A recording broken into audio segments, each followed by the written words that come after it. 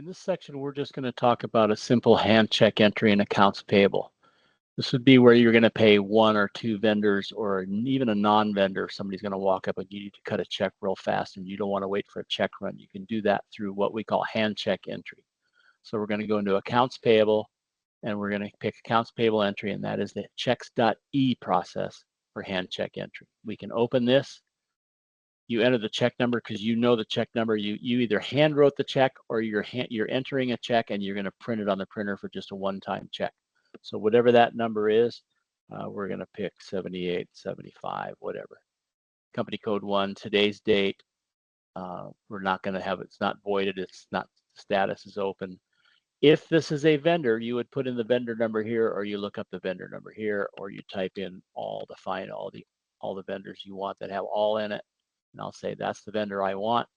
If you are paying somebody who's a non-vendor and you're paying something without an accounts payable item, you can skip the vendor number and type in the name and address.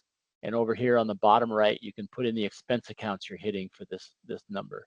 So you're either going to choose accounts payable items to pay for a vendor, or expense items to pay for either a vendor or a non-vendor, depending on how you're set up. You can put in notes. The check amount would be something you'd want to put in. Let's say it's $250, and I know they got somebody here waiting for a pickup and they need this check right now. I'd put that in. I'm not going to have a discount. This isn't a prepay, and this is an open AP item. So I can pick here and I can say, let me see all the open items for all American. And I'll say, well, that's the last one I want to pay. I want to pay that $250 one.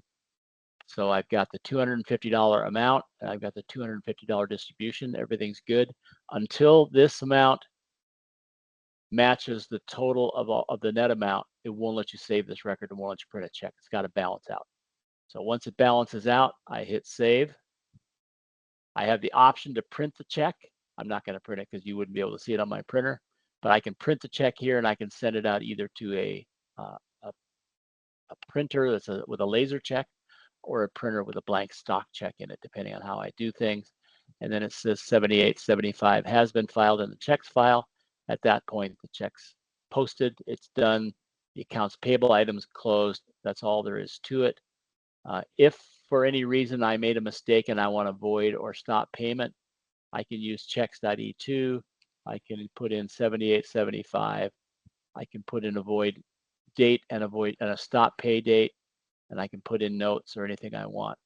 The difference between void and stop pay: void completely voids the check, takes it out, removes the dollars, and gives you the option to either reopen or void the accounts payable records if you don't want to reopen those.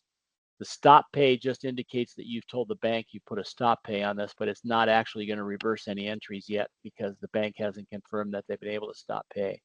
Once they confirm that, you change it to void, and then you save this record and it voids the check.